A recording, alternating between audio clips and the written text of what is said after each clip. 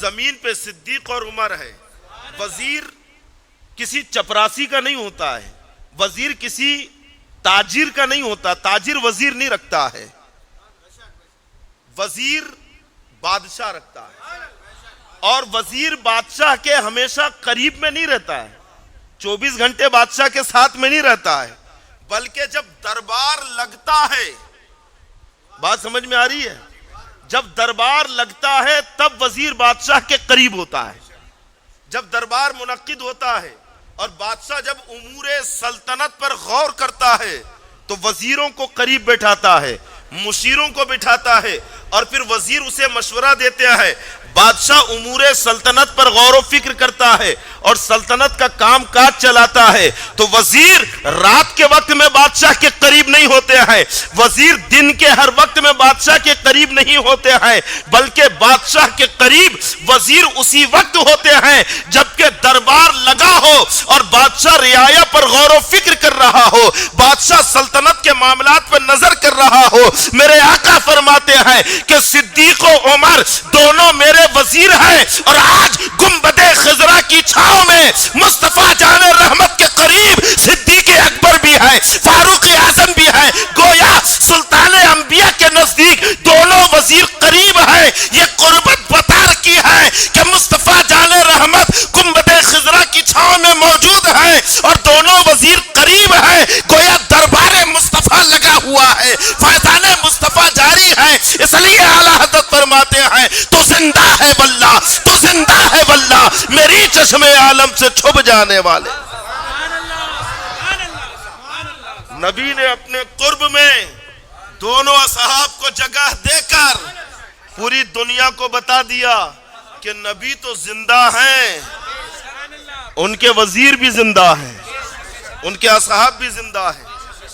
جب آقا علیہ السلام کا وصال ظاہری ہو گیا تو اب منصب غوثیت کبریٰ کسے ملا؟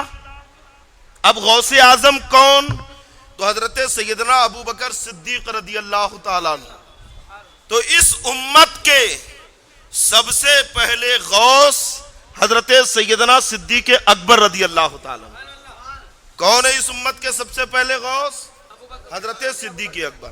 حضرت عمر فاروق اعظم آپ کے وزیر دست چپ, اور حضرت عثمان غنی وزیر دست راست.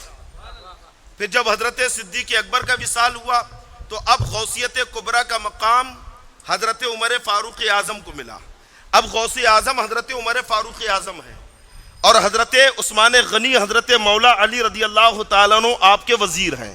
پھر جب حضرت عمر فاروق اعظم کا وصال ہوا تو اب حضرت سیدنا عثمان غنی رضی اللہ تعالیٰ عنہ غوث اعظم ہے, اور حضرت سیدنا مولا علی رضی اللہ تعالیٰ عنہ اور حضرت سیدنا امام حسن رضی اللہ تعالیٰ عنہ یہ غوث اعظم, یہ آپ کے وزیر ہیں.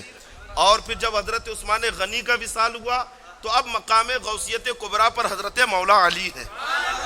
حضرت مولا علی رضی اللہ تعالیٰ عنہ غوث اعظم, اور حضرت سیدنا امام حسن اور حضرت سیدنا امام حسین رضی اللہ تعالیٰ عنہما دونوں صاحبزادے آپ کے وزیر. اس طرح سے سلسلہ مقام غوثیت کبریٰ منتقل ہوتا رہا. حضرت سیدنا خواجہ حسن عسکری رضی اللہ تعالیٰ عنہ, حضرت خواجہ حسن عسکری رضی اللہ تعالیٰ عنہ کے بعد اب مقام غوثیت کبریٰ کسے ملا؟ جن کا ذکر کرنے کے لیے ہم جمع ہوئے, ہمارے اور آپ کے غوث, غوث اعظم الشاہ شیخ عبد القادر جیلانی رضی اللہ تعالیٰ عنہ کو مقام غوثیت کبریٰ پر آپ فائز ہوئے. سرکار غوث پاک جب دنیا میں تشریف لائے تو اس مقام پر فائز ہیں, غوث اعظم بن کے دنیا میں تشریف لائے. اب یہ مقام آپ کے پاس کب تک رہے گا؟ آج بھی ہمارے غوث اعظم سرکار غوث پاک ہے. کب تک؟ حضرت سیدنا امام مہدی رضی اللہ تعالیٰ عنہ کے ظہور تک. اور جب حضرت امام مہدی رضی اللہ تعالیٰ عنہ کا ظہور ہوگا تو پھر مقام غوثیت کبریٰ حضرت امام مہدی کو ملے گا. تو اس امت کے سب سے آخری غوث اعظم حضرت سیدنا امام مہدی رضی اللہ تعالیٰ عنہ ہوں گے. حضرت امام مہدی یہ غوث اعظم ہوں گے، ہے نا؟ تو یہ مقام غوثیت کبریٰ ہے۔ رب تبارک و تعالی ہم سب کو سرکار غوث پاک کا فیضان عطا فرمائے اور اس بارگاہ کا ہمیں منگتا بنا کر رکھے۔ یہ بھی ہماری قسمت ہے کہ ہم غوث پاک کے نام لیوا ہیں۔ ہر کسی کو یہ قسمت نہیں ملی ہے، قسمت والوں کو غوث اعظم ملے ہیں۔ یہ ہماری قسمت ہے کہ ہمیں غوث پاک کا دامن ملا ہے۔ رب تبارک و تعالی نے ہمیں تعلیم دینے کے لیے کلام مجید میں ارشاد فرمایا، رب کی بارگاہ میں کھڑے رہو تو اس طرح سے کہو، ایاک نعبد و ایاک نستعین، ہم تیری ہی عبادت کرتے ہیں اور تجھی سے مدد طلب کرتے ہیں۔ اور بے شک ہم اللہ ہی کی عبادت کرتے ہیں، اللہ کے سوا کوئی عبادت کے لائق نہیں۔ وہی خالق ہے، وہی مالک ہے، وہی معبود ہے، اسی نے پیدا کیا ہے، وہی مارے گا، اور وہی روزی دینے والا ہے، وہی بھوکا رکھنے والا ہے، وہی بیمار کرنے والا ہے، وہی شفا دینے والا ہے۔ سارا قبضہ و اختیار رب تبارک و تعالیٰ کا ہے، اسی کی عبادت کرتے ہیں اور اس کی عبادت کے طریقے مخصوص ہیں جبکہ اس نیت سے کیے جائیں۔ امام بوصیری رضی اللہ تعالیٰ عنہ فرماتے ہیں کہ جو عزیر علیہ السلام نے اپنے نبی کے بارے میں کہا، اور جو یہودیوں نے عزیر علیہ السلام کے بارے میں کہا، یہودیوں نے عزیر علیہ السلام کے بارے میں، اور جو عیسائیوں نے عیسیٰ علیہ السلام کے بارے میں کہا، اسے چھوڑ کر تم نبی کی بارگاہ میں جو چاہو وہ کہو۔ نبی کی تعریف میں عزیر علیہ السلام کو ان کی قوم نے، یہودیوں نے خدا کا بیٹا کہا، معاذ اللہ۔ عیسائیوں کو عیسیٰ علیہ السلام نے خدا کا بیٹا کہا۔ امام بوصیری کہتے ہیں کہ تم یہ بات چھوڑ کر جو چاہو وہ نبی کی شان میں کہو، ہے نا؟ اب نبی کی شان میں ہم کھڑے ہو کر صلاۃ و سلام پڑھتے ہیں، ہاتھ باندھ کر صلاۃ و سلام پڑھتے ہیں، پڑھتے ہیں کہ نہیں؟ کچھ لوگوں کو کیا ہوا؟ آواز نہیں آ رہی؟ اچھا، کچھ لوگوں کو اس پر بڑا اعتراض ہوتا ہے۔ مدینہ شریف کی سنہری جالیوں کے سامنے ہاتھ باندھ کر ایک صاحب کھڑے ہیں ایسا، تو ایک کان میں آ کے دھیرے سے کہتا ہے کہ شرک کر رہے ہو مولانا، شرک کر رہے ہو۔ سنی عالم تھے، تو کہا کیوں؟ کہا ایسا نماز میں کھڑے رہتے ہیں اور آپ روزے مصطفیٰ کے سامنے کھڑے ہیں، ہے نا؟ تو یہ شرک ہے، ایسا ہاتھ باندھ کے آپ کھڑے ہیں۔ تو وہ ایسا کھڑا تھا، تو دھیرے سے اپنے سنی عالم کہتے ہیں کہ تو بھی تو شرک کر رہا ہے۔ سیدھا ہاتھ کر کے کھڑا تھا، تو کہا کیسے؟ کہا ایسے بھی تو نماز میں کھڑے ہوتے ہیں، جب رکوع سے آدمی اٹھتا ہے تو کیسے کھڑے ہوتا ہے؟ کہا ایسا بھی تو نماز میں کھڑے رہتے ہیں۔ تو وہ بھی سٹ پٹا گیا، اب سوچنے لگا کہ کیسے کھڑے ہونا چاہیے۔ تو کہا کہ اعتبار کھڑے ہونے کا نہیں ہے، نیت کا ہے، کس نیت سے کھڑا ہے۔ ہم نبی کی بارگاہ میں ہاتھ باندھ کر عبادت کے لیے نہیں، تعظیم کے لیے کھڑے ہیں، اور ہر وہ جو لائق تعظیم ہے اس کے سامنے ہاتھ باندھ کے کھڑے ہو سکتے ہیں، ورنہ تعظیم کے طریقے الحمدللہ سنی ہی جانتا ہے۔ اعلیٰ حضرت امام اہل سنت کیا فرماتے ہیں، ہے نا، کہ پیش نظر وہ نو بہار، سجدے کو دل ہے بے قرار۔ اعلیٰ حضرت کی خوبی دیکھو، علم دیکھو۔ پہلے شعر میں فتویٰ پوچھا، پہلے مصرے میں سوال قائم کیا، اور دوسرے مصرے میں اس کا جواب دے رہے ہیں۔ تو گویا یہ شعر پہلا مصرع استفتاء ہے اور دوسرا مصرع فتویٰ ہے۔ پیش نظر وہ نو بہار، سجدے کو دل ہے بے قرار۔ اے امام احمد رضا، نبی کا سنہرا روضہ، سنہری جالی سامنے ہے، دل بے قرار ہو رہا ہے، سجدہ کر لے کیا؟ اجازت ہے کیا؟ ہے نا؟ سجدے کو دل بے قرار، تو اے احمد رضا کیا سجدہ کر سکتے ہیں کیا؟ تو اعلیٰ حضرت فرماتے ہیں جواب دیتے ہوئے، روکیے سر کو روکیے، ہاں یہی تو امتحان ہے۔ روکیے سر کو روکیے، یہی تو امتحان ہے۔ یہ تو ان کے لیے حکم بیان کیا ہے جو ہوش و حواس والے ہیں، جو عقل و خرد والے ہیں۔ جو عقل رکھتے ہیں، ہوش رکھتے ہیں، سمجھ رکھتے ہیں، لیکن کوئی اگر عقل کھو بیٹھا ہو، دیوانگی میں بے خود ہو چکا ہو، تو اعلیٰ حضرت اس کے لیے بھی جواب دیتے ہیں کہ بے خودی میں سجدہ در یا طواف جو کیا اچھا کیا، پھر تجھ کو کیا۔ یہاں تو فرما رہے روکیے، سر کو روکیے، ہاں یہی تو امتحان ہے۔ اور یہاں پہ کہہ رہے ہیں کہ دریا سجدہ دریا طواف، طواف کروں کہ سجدہ کروں، جو کیا اچھا کیا، جو کیا اچھا کیا، پھر تجھ کو کیا۔ یہاں کہہ رہے ہیں سر نہیں جھکا سکتے، اور یہاں کہہ رہے ہیں کہ جو کیا اچھا کیا، پھر تجھ کو کیا۔ سجدہ بھی کیا، طواف بھی کیا، جا اچھا کیا، تو کیوں کچھ نہیں، کیوں حکم نہیں؟ تو اعلیٰ حضرت فرماتے بے خودی میں، بے خودی میں، بے خودی میں سجدہ ہے۔ اور پھر فتویٰ خودی والوں پر لگتا ہے، بے خودی والوں پر نہیں لگتا ہے۔ جو اپنے ہوش میں نہیں وہ مرفوع القلم ہے، جو اپنی خودی میں نہ ہو، بے خود ہو چکا ہو، اس پہ شریعت کا قلم نہیں چلتا ہے۔ اس لیے اعلیٰ حضرت فرماتے جو کیا اچھا کیا، پھر تجھ کو کیا۔ عبادت رب تبارک و تعالیٰ کی ہے، اور طریقے عبادت کے ساتھ نیت بھی ہونی چاہیے۔ اللہ کے علاوہ کسی اور کو خدا مانے گا تو کافر اور مشرک ہو جائے گا۔ وَإِيَّاكَ نَسْتَعِينُ، اور اے اللہ ہم تجھی سے مدد مانگتے ہیں۔ ہر سنی مسلمان اللہ ہی سے مدد مانگتا ہے، اللہ کے سوا ہم کسی سے مدد نہیں مانگتے، رب کے سوا ہم کسی کی بارگاہ میں جھولی نہیں پھیلاتے ہیں، اللہ کے علاوہ کسی کی بارگاہ میں ہم دامن نہیں پھیلاتے ہیں۔ سنی اللہ ہی سے مانگتا ہے، رب تبارک و تعالیٰ ہی عطا کرنے والا ہے، یہ ہم سنیوں کا عقیدہ ہے، رب کے سوا کوئی دینے والا نہیں ہے نا۔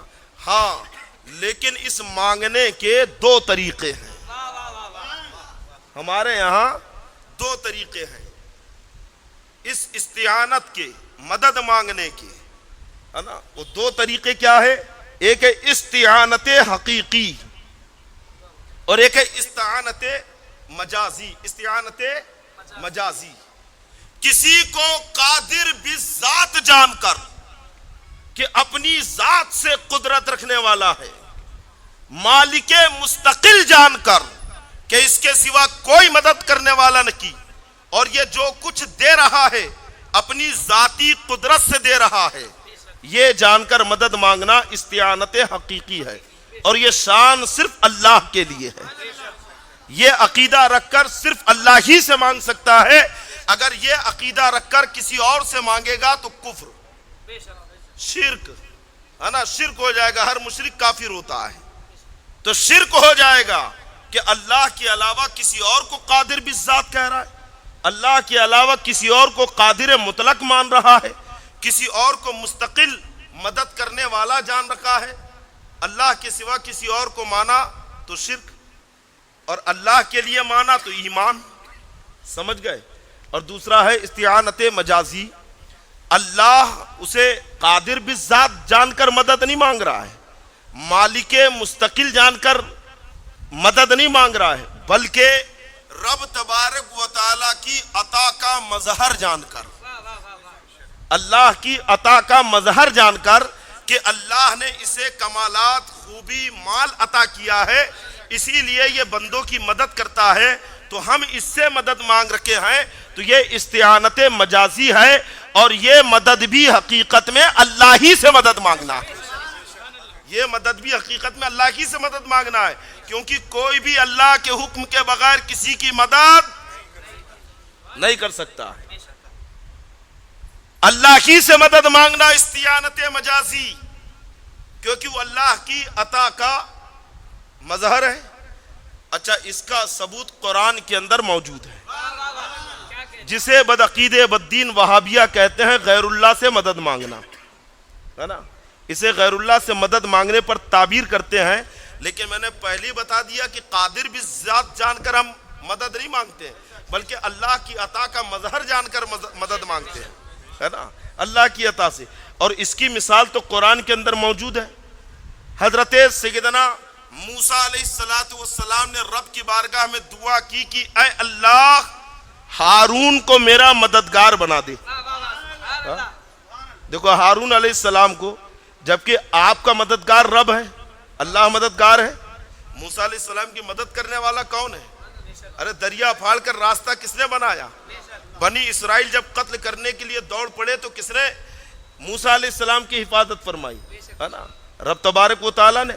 لیکن وہی موسیٰ کلیم اللہ رب کی بارگاہ میں عرض کرتے ہیں کہ مولا ہارون کو میرا مددگار بنا دے.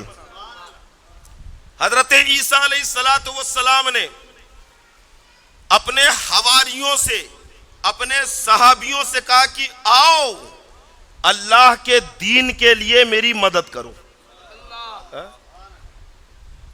عیسیٰ علیہ السلام کس سے مدد مانگ رہے ہیں؟ اپنے صحابیوں سے، اپنے حواریوں سے.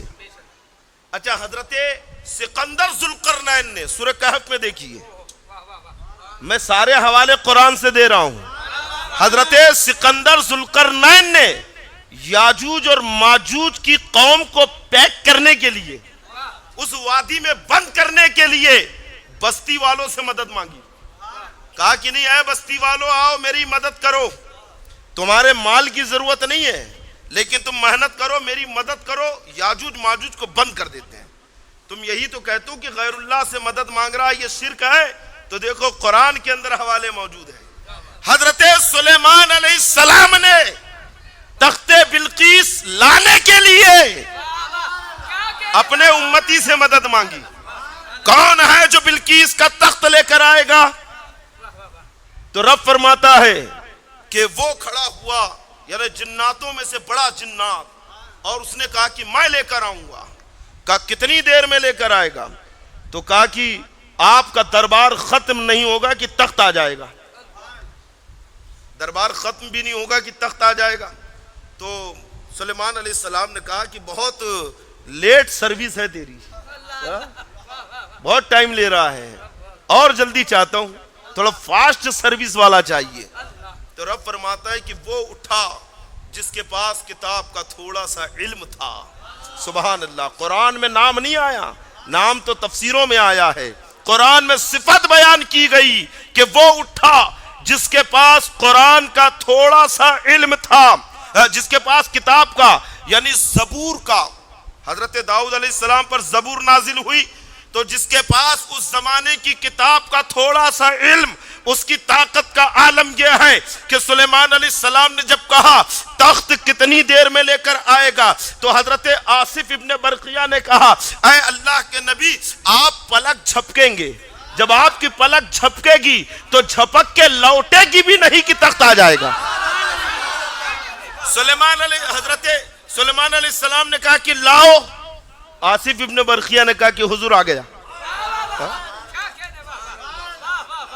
قرآن صفت بیان کر رہا ہے کہ جس کے اندر کتاب کا تھوڑا سا علم ہے اس کی طاقت کا عالم یہ کہ اتنی دور سے اتنا بڑا تخت پلک جھپکتے ہی لا لے.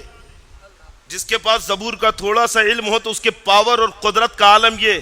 حضرت آصف ابن برقیہ سلیمان علیہ السلام کی امت کے ولی تھے، تو جس کے پاس قرآن کا علم ہو اس کی طاقت کا عالم کیا ہوگا.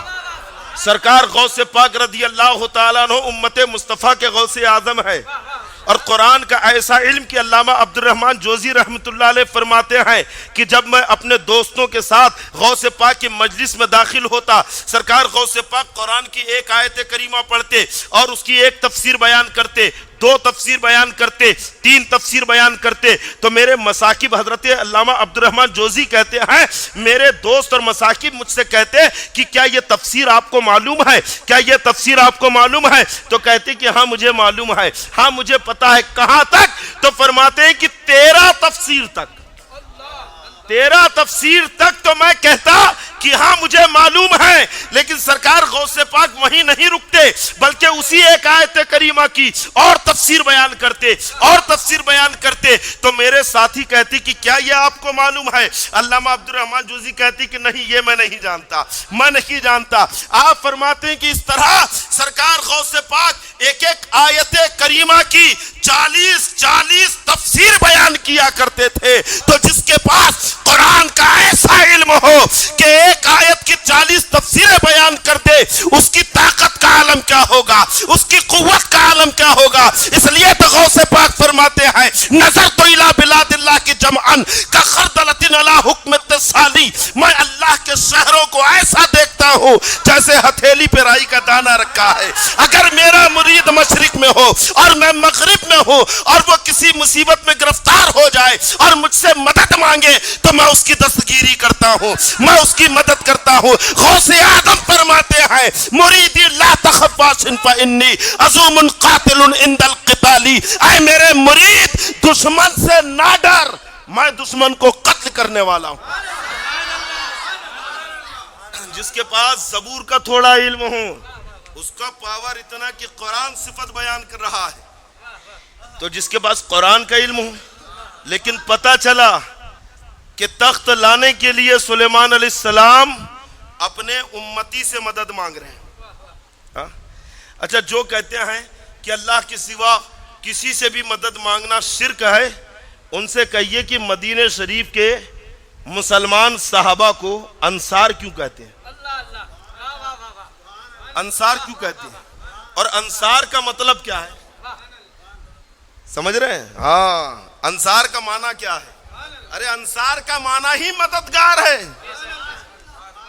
مدینے کے انصار کو انصار کیوں کہتے ہیں؟ مدینے کے صحابہ کو انصار کیوں کہتے ہیں؟ کیونکہ انصار کا معنی ہی مدد کرنے والا ہے.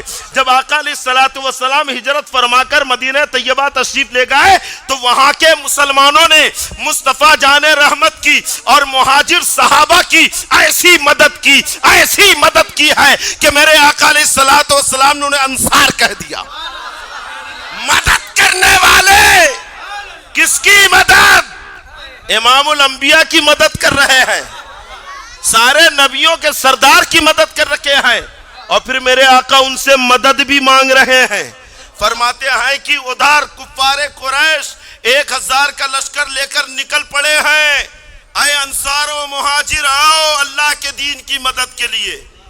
میدان بدر میں سرکار نے صحابہ کرام کو آواز دی تو دین کے تحفظ کے لیے مدد مانگی کی نہ کی؟ ارے صرف سادہ اور سمپل ایک ہی جواب کہ جب نبی امتی سے مدد مانگ سکتا ہے تو امتی نبی سے مدد کیوں نہیں مانگ سکتا؟ جب نبی امتی سے مدد مانگ رہا ہے تخت لانے کے لیے، مشرکین سے جنگ کرنے کے لیے، تو پتہ چلا کہ یہ جو مددیں مانگی جا رہی ہے یہ بذات سمجھ کر نہ کی بلکہ اللہ کی عطا کا مظہر جان کر کہ اللہ نے اسے یہ طاقت دی ہے، اللہ نے اسے یہ قوت دی ہے. آقا علیہ السلام نے کیا کہا کہ اے اللہ عمر کے ذریعے دین کی مدد فرما. کہا کہ نہیں؟ عمر کے ذریعے دین کی مدد فرما. دعا قبول ہوئی اور حضرت عمر فاروق اعظم ایمان لے آئے. یہ ہمارا نظریہ اور عقیدہ ہے. اللہ کے علاوہ ہے نا اگر کسی کو قادر بذات جان کر، حقیقی مددگار جان کر مدد مانگے یہ شرک، کفر. اور مجازی مددگار کہ اللہ کی عطا سے مدد کر رہا ہے، اللہ کی توفیق سے مدد کر رہا ہے، تو بھائی اس میں شرک کہاں ہوا؟ یہ مدد بھی تو اللہ ہی سے ہو رہی ہے، اللہ ہی سے تو مدد مانگنا ہے. اب قرآن سے ایک دلیل اور سنیے. رب تبارک و تعالی ارشاد فرماتا ہے سورہ مائدہ میں ہے انما ولیکم اللہ. ولی یعنی مددگار، ولی یعنی مدد کرنے والا. انما ولیکم اللہ، اللہ تمہارا مددگار ہے، اللہ تمہاری مدد کرنے والا ہے.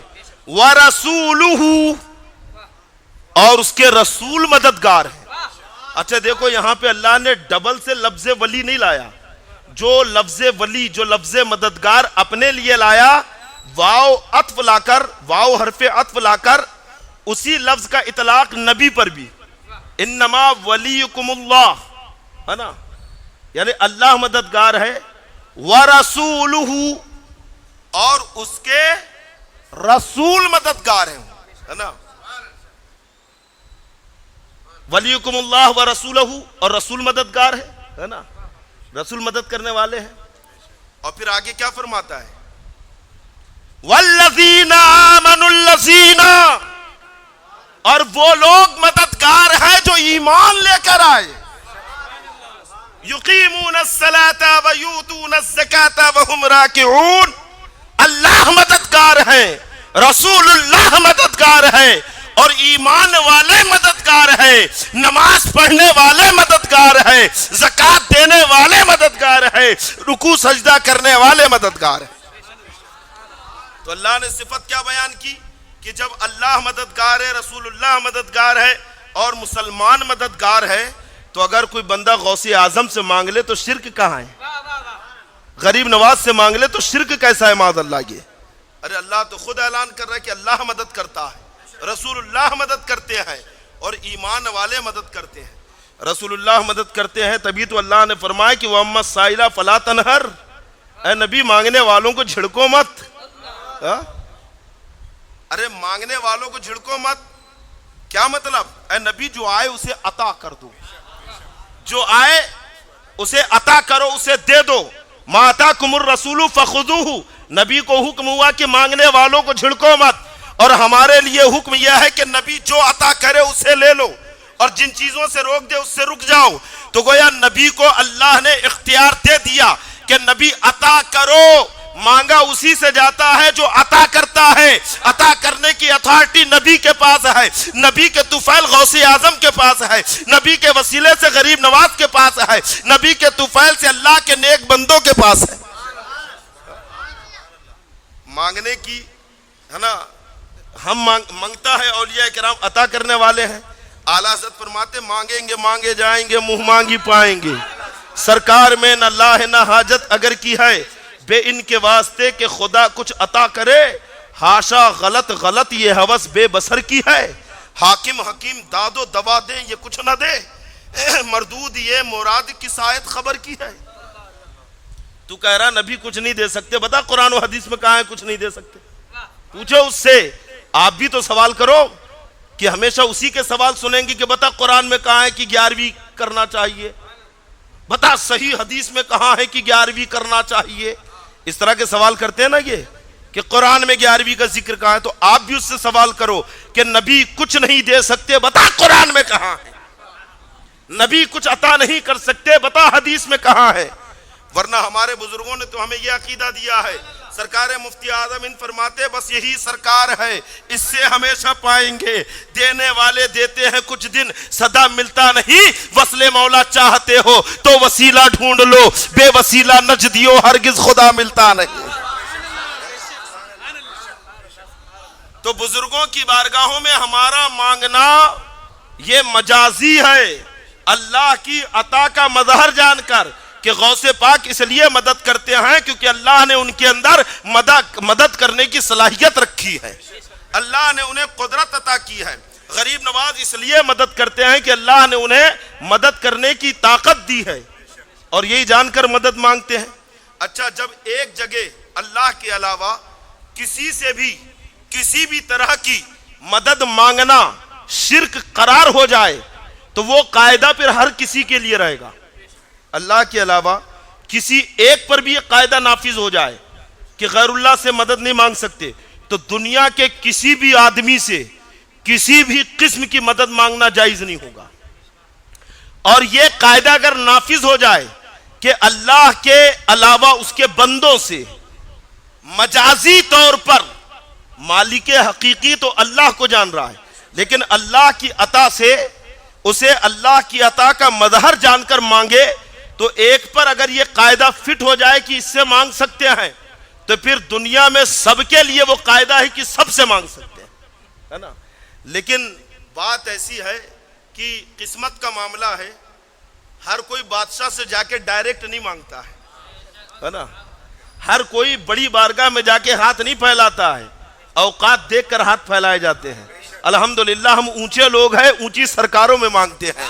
کیسے آقاؤں کا بندہ ہوں رضا، بول بالے میری سرکاروں کے، اونچی بارگاہ کے ہم غلام ہیں، غوث اعظم کے در کے ہم منگتا ہیں. اس لیے اس بارگاہ میں جا کر ہم مانگتے ہیں کیونکہ اونچے لوگ ہیں، اور جو اس بارگاہ پر یعنی غوث پاک پر، در غریب نواز کی پر، در مخدوم پاک پر، در اعلی حضرت پر مانگنے والوں کو جو شرک اور کفر کا فتویٰ دیتے ہیں، ہم نے انہی کو دیکھا ہے کہ جب بیٹی کی شادی آتی ہے یا مکان بنانے کا معاملہ آتا ہے یا بچے کو نوکری لگانے کی بات آتی ہے تو کبھی پنجاب نیشنل بینک میں جا رہا ہے مانگنے کے لیے، کبھی ایس بی آئی بینک میں جا رہا ہے، کبھی شہر کے سب سے بڑے سود خور کے پاس جا رہا ہے کہ بھائی لا 10% پہ دے دے، ارے 12% پہ دے دے، لیکن دے دے کیونکہ لڑکی کی شادی کرنا ہے کہ نہیں؟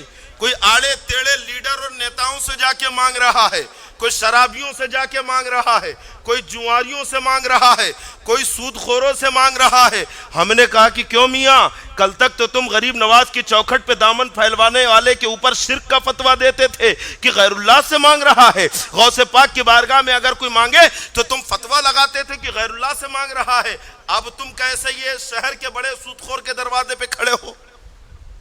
اب تم کیسا یہ شرابی سے مانگ رہے ہو، جواری سے مانگ رہے ہو؟ تو جانتے جواب کیا ہوتا ہے کہ مولانا بات یہ ہے کہ دینے والا اللہ ہی ہے، اللہ ہی دیتا، اس کے سوا کوئی نہیں دیتا ہے۔ ہم نے کہا جب اللہ ہی دیتا ہے تو تجھے تو اللہ کے در پر مسجد میں کھڑے ہونا چاہیے، وہاں مانگنا چاہیے، یہاں کیسے کھڑا ہے؟ تو کہا کہ دیتا اللہ ہی ہے لیکن یہ ذریعہ ہے نا، کہا کہ یہ ذریعہ ہے، کہتا ہے نا۔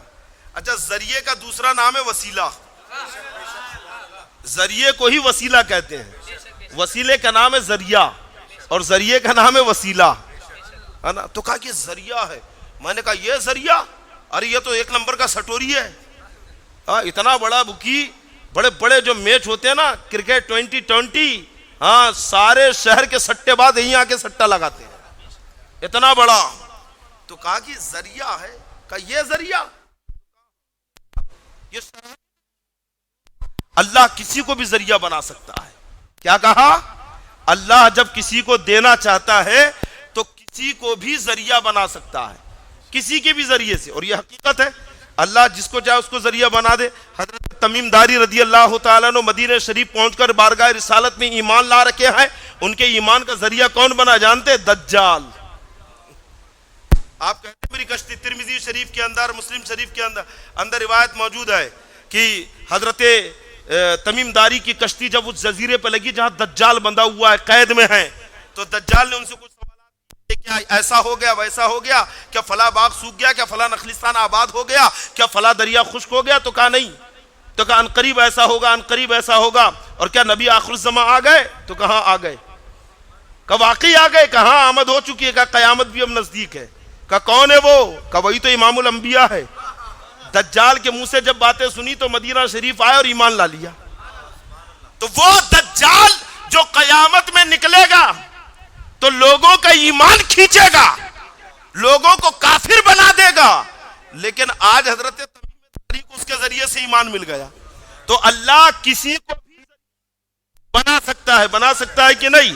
تو یہ بدعقیدے جب ان پر اعتراض ہو، ان پر سوال ہو کہ تم ان دنیا داروں سے مانگ رہے ہو، تم جواریوں سے مانگ رہے ہو، تم کافروں مشرک سے مانگ رہے ہو، تو کہتا ہے کہ ذریعہ ہے، اللہ کسی کو بھی اپنے بندوں کی مدد کے لیے ذریعہ بنا سکتا ہے۔ تو ہم کہتے ہیں کہ کم عقلو، ہم بھی تو یہی تم سے کہہ رکھے ہیں کہ جب اللہ اپنے بندوں کے لیے مدد کے لیے جواریوں کو ذریعہ بنا سکتا ہے، شرابیوں کو ذریعہ بنا سکتا ہے، سود خوروں کو ذریعہ بنا سکتا ہے، تو غوث اعظم کو ذریعہ کیوں نہیں بنا سکتا ہے؟ غریب نواز کو ذریعہ کیوں نہیں بنا سکتا ہے؟ تاج الاولیاء کو ذریعہ کیوں نہیں بنا سکتا ہے؟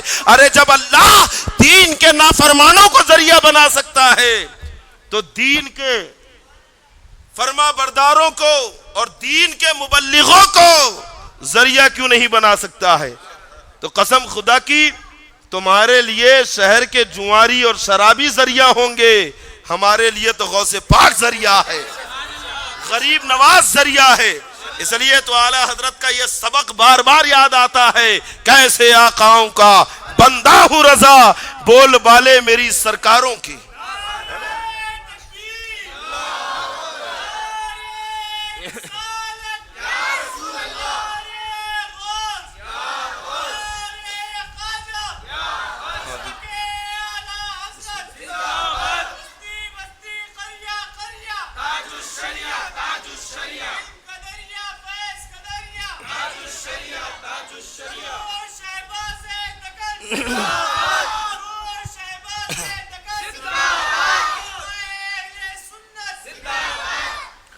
ایسی ایک نہیں، قرآن و حدیث میں سینکڑوں مثالیں ہیں کہ جس میں ایک مسلمان دوسرے مسلمان کے لیے ذریعہ ہے.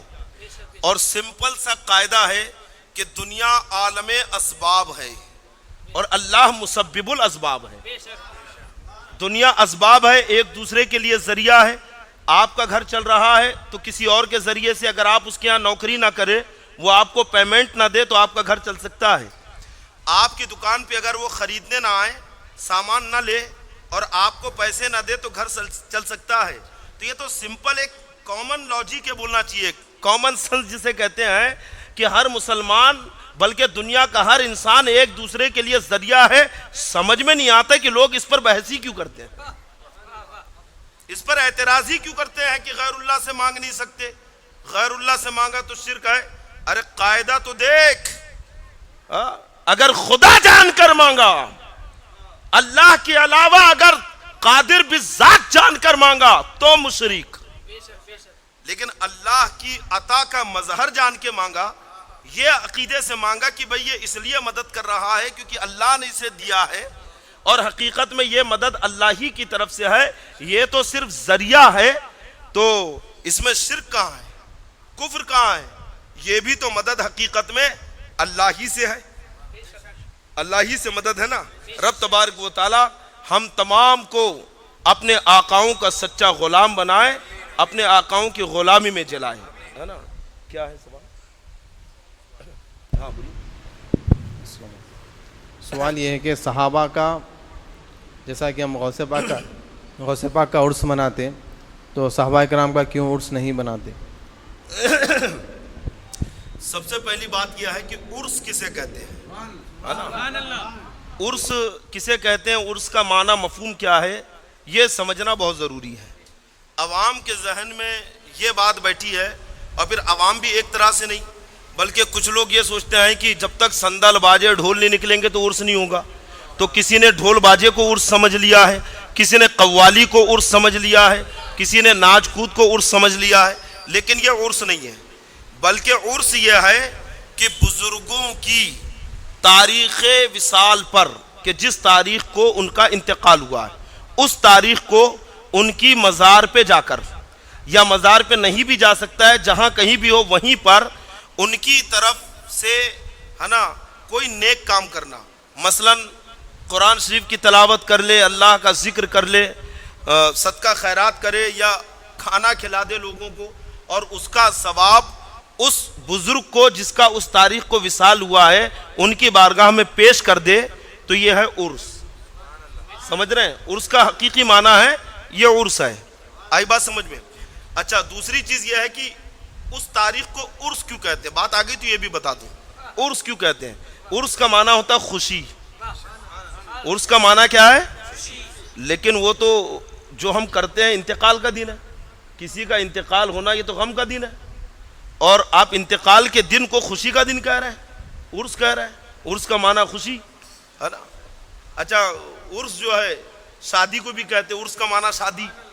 عرس شادی کو بھی عرس کہتے ہیں، ہے نا. عرس کا معنی شادی، اور شادی کا معنی خوشی. شاد رہو آباد رہو بولتے ہیں نا، خوش رہو، تو شادی یعنی خوشی.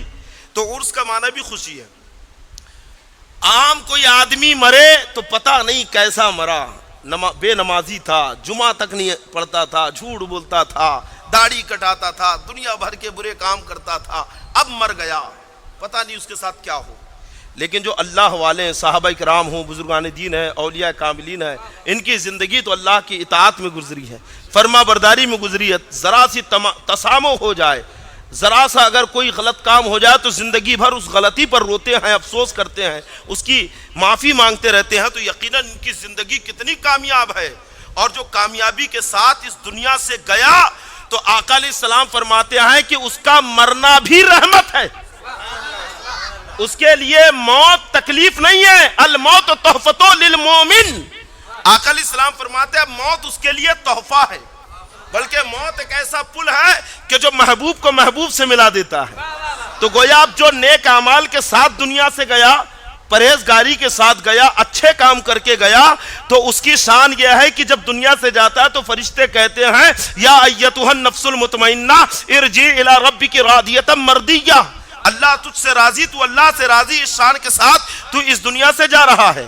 تو گویا وہ اس دنیا سے ایسا گیا کہ خوشی خوش ہو کر گیا کہ آج رب سے ملاقات کی رات ہے, آج رب کی بارگاہ میں حاضری کی رات ہے. اسی لیے ہم اس رات کو عرس کی رات کہتے ہیں, یعنی ان کے لیے تو خوشی کی رات ہے, اور جب ان کے لیے ہے تو ہمارے لیے بھی ہے, کیونکہ وہی تو ہماری بخشش اور رحمت کا ذریعہ ہے نا. اچھا ایک بات اور بتا دوں اس میں, کہ عرس جو ہے نا, عروس ہے نا, دلہا اور دلہن کو بھی کہتے ہیں, عموماً دلہن کو عروس کہتے ہیں. اس شب کو بزرگوں کی جو ان کی وصال کی تاریخ ہے, اس کو ہم عرس کیوں کہتے ہیں, ہے نا. یہ لفظ کہاں سے ہمیں ملا؟ تو یہ لفظ ہمیں حدیث پاک سے ملا. مشکات شریف کے اندر باب اثبات عذاب القبر کے اندر روایت موجود ہے, جب کوئی گناہگار مرتا ہے, کوئی کافر و مشرک, تو فرشتے اس سے سوال پوچھتے ہیں, جواب نہیں دے پاتے, تو ایک منادی کہتا ہے اسے انگار کا لباس پہنا دو, انگار کا بچھونا بچھا دو, اور ایک فرشتہ اس کے اوپر مسلط کیا جاتا ہے جو کوڑے مارتا ہے. لیکن جو جواب دے دیتا ہے تو حکم ہوتا ہے کہ اس کے لیے جنت کا بچھونا بچھا دو, جنت کا لباس پہنا دو, جنت کی کھڑکیاں کھول دو, اور پھر فرشتے کہتے نم, سو جا, ہے نا, ایسے سو جا کنومت العروس, جیسے دلہن سوتی ہے. تو اس رات کو, ان کے انتقال کی رات کو فرشتوں نے عرس کی رات کہا ہے, اس لیے ہم بھی عرس کی رات کہتے ہیں. سمجھ گئے آپ؟ یہ حدیث پاک سے جملہ ملا ہے, حدیث میں یہ لفظ ہے. اچھا مثال بھی دیکھو حدیث پاک میں میرے آقا دے رہے ہیں, عروس دلہن کی مثال. اور یہ کامن سنس ہے, جو شادی شدہ وہ سب جانتے ہیں کہ عموماً ہوتا یہ ہے کہ جب پہلی رات ہوتی ہے, نئی نویلی دلہن ہے, اور کمرے کے اندر جب دلہن کو پہنچا دیا جاتا ہے, پہلے دلہن جاتی ہے, بعد میں دلہا جاتا ہے نا. اور ایسے موقع پر ہمارے نوجوان کچھ بےہودہ مذاق بھی کر لیتے ہیں, حالانکہ وہ جائز نہیں ہے. کرتے نا بہت سارے, تو نٹ بولٹ چھپا دیتے پلنگ کے, ہے نا, اور بھی نہ جانے خرافات کیا کیا مذاق کرتے, اللہ بچائے. باہر کیف دلہن چلی جاتی ہے, تو جانے کے بعد میں آج اس کی زندگی کا خوشی کا دن ہے نا. کوئی بھی نوجوان مرد و عورت ہو, فطری بات ہے, کوئی بے حیائی اور برائی کی بات نہیں ہے. یہ سارے نوجوان جانتے ہیں کہ اس رات دلہا اور دلہن کی فیلنگ کیا ہوتی ہے, ان کے تصورات کیا ہوتے ہیں, ان کے خیالات کیا ہوتے ہیں, اس دن ان کے جذبات کیا ہوتے ہیں. اور کوئی بھی ہو نوجوان, ہے نا, کیا اس رات سو سکتا ہے؟ دلہا ہو یا دلہن سو سکتا ہے؟ نہیں سوتا. لیکن چونکہ نئی نویلی دلہن ہے, شوہر سے پہلی مرتبہ اس کی ملاقات ہے, تو بن کے سو جاتی ہے, آنکھ بند کر کے, کہ یہ آ کر مجھے جگائے, ہے نا. تو آنکھیں بند ہے لیکن سو رہی ہے. دیکھنے والے کو ایسا لگتا ہے کہ آنکھیں تو بند ہے, بہت دیر سے آنکھ بند کر کے لگتا سو گئی, لیکن حقیقت میں سوئی نہیں ہے. اس کے جذبات اسے جگا رکھے ہیں, اس کے خیالات اسے جگا رکھے ہیں, اس کی محبت اسے جگا رکھی ہے, اس کے تصورات اسے جگا رکھے ہیں, اس کی امنگیں اسے جگا رہی ہے. تو وہ سوئی نہیں ہے, آنکھیں بند کر کے پڑی ہے. تو شوہر جب جا کے آہٹ کرتا ہے تو پٹ سے اڑ جاتی ہے. تو ایسے ہی فرشتے کہتے ہیں ایسا سو. اللہ کے نیک بندوں سے, اولیاء کرام سے, مسلمانوں سے کہتے ہیں ایسا سو جیسے دلہن سوتی ہے, کہ حقیقت میں آنکھیں بند ہے, حقیقت میں بدن ساکت ہے, حقیقت میں ہاتھ پیر بالکل ٹھہرے ہوئے ہیں, لیکن وہ سو لکی رکھی ہے, جاگ رکھی ہے. تو ایسے کی اللہ والے اگرچہ آنکھیں بند ہیں, اگرچہ ہاتھ پیر سیدھے ہیں, لیکن قبروں میں مرے نہیں ہیں, بلکہ قبر کے اندر زندہ ہیں, بس آنکھیں بند ہیں.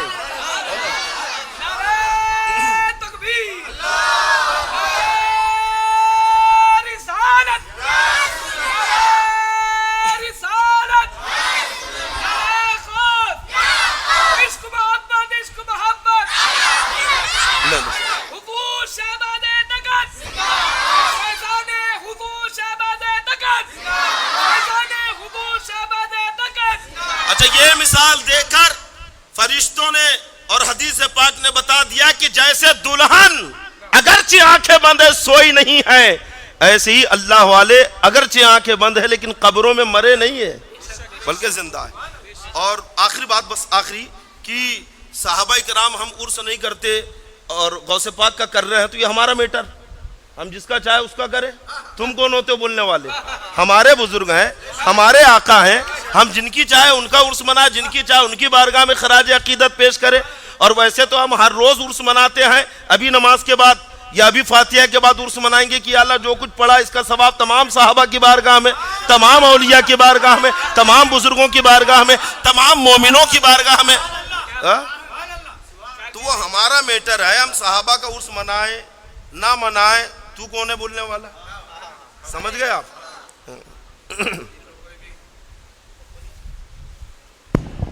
جو کوئی بھی حضرات سوالات کرنا چاہ رہے ہیں حضرت سے کر سکتے ہیں. حضرت میرا سوال ہے کہ غوث اعظم دستگیر رضی اللہ تعالیٰ عنہ کے وسیلے سے پیران پیر غوث اعظم دستگیر کیوں کہتے ہیں؟ دستگیر گیری اللہ کرتا ہے, انہیں کہنا پڑتا, لیکن انہیں کیوں دستگیر کہتے ہیں بول کے؟ دستگیر کا معنی ہے مدد کرنا, اور مدد کے تعلق سے میں نے ابھی پوری تقریر ہی کر دیا ہے, اس کا پورا جواب تقریر میں مل گیا کہ اللہ کی عطا سے غوث پاک مدد کرتے ہیں, اس لیے ہم ان کو دستگیر کہتے ہیں. اب اگر یہ اعتراض کرے کہ بھائی صدیق اکبر کو دستگیر کیوں نہیں کہتا ہے نا, اور غریب نواز کو دستگیر کیوں نہیں کہتا, غوث پاک کو کہتا ہے, تو پھر جواب یہی ہے کہ ہماری مرضی, ہم جس کو چاہے ان کو دستگیر کہیں. دستگیر تو سبھی ہیں, اب یہ پرفیکٹ لفظ جو ہیں ہم جس کے لیے چاہے اس کے لیے استعمال کریں, ہے کہ نہیں؟ اور پھر یہ لفظ پہچان بھی بن جاتے, جب دستگیر کہا تو ذہن بغداد کی طرف جاتا ہے, ورنہ دستگیری کرنے والے سارے بزرگان دین ہیں.